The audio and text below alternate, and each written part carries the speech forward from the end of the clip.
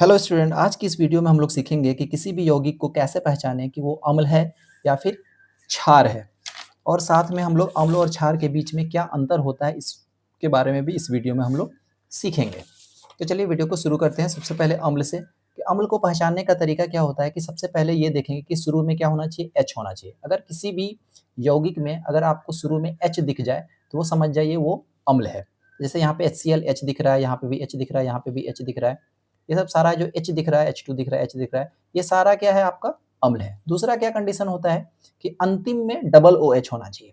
यहाँ देखिए CH3COOH, last में डबल OH आ रहा है, इसमें भी लास्ट में डबल OH है, इसमें भी लास्ट में डबल OH है। अर्थात ये सारा यौगिक जो कंपाउंड है वो सारा क्या है आपका अम्ल है। तीसरा क्या कंडीशन होता है कि अधातु के साथ ऑक्साइड होना चाहिए। अधातु के साथ ऑक्साइड, यहाँ पे नाइट्रोजन ऑक्साइड दिख रहे हैं, कार्बन डाइऑक्साइड दिख रहा है आपको, सल्फर डाइऑक्साइड दिख रहा है। ठीक है, ये सारे क्या है N, C और S जो होते हैं वो अधातु होते हैं और साथ में क्या है उसके ऑक्साइड लगा हुआ है। अर्थात ये सारा जो यौगिक है वो क्या है आपका अम्ल है।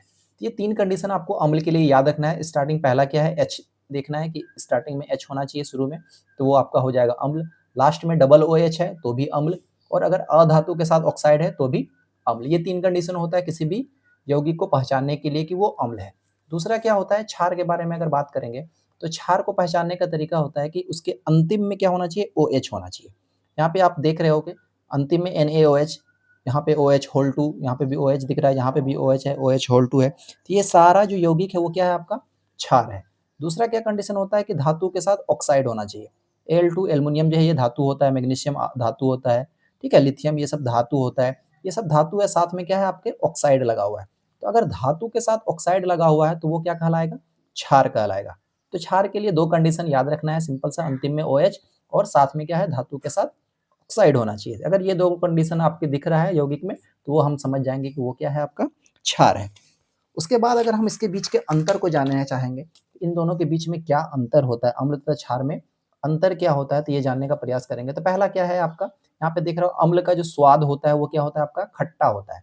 अम्ल को अगर हम टेस्ट करते हैं तो उसका जो टेस्ट होता है वो खट्टे की तरह होता है, खट्टा लगता है। दूसरा क्या है, क्षार के बारे में अगर देखेंगे तो क्षार का स्वाद जो होता है वो कड़वा होता है। ठीक है, इसका स्वाद कड़वा होता है। दूसरा क्या कंडीशन है अम्ल में कि अम्ल जो होता है वो नीले लिटमस पत्र को लाल कर देता है। अम्ल जो होता है वो क्या करेगा, नीला लिटमस पेपर होता है, उसको अगर हम पानी में डाल देंगे, ठीक है, नीला लिटमस पेपर क्या हो जाएगा, लाल हो जाएगा। तो वो समझ जाएंगे अगर लाल हो गया तो वो क्या हो रहा है, अम्ल है। दूसरा क्या कंडीशन है क्षार के लिए कि क्षार क्या करता है, लाल लिटमस पत्र को नीला कर देता है। यानी क्षार में जब नीला लिटमस पेपर हम अगर हम क्षार पे डालते हैं तो वो जो लाल लिटमस पेपर है वो क्या हो जाएगा आपका नीला हो जाएगा। तीसरा क्या कंडीशन है कि अम्ल जल में घुलकर H+ आयन देता है। अम्ल जब जल में घुलता है तो उसके साथ में जो आयन निकलता है वो आपका H+ आयन निकलता है, और जो क्षार होता है वो जल में घुलकर OH- आयन देता है। ये तीन अंतर है इन दोनों के बीच में।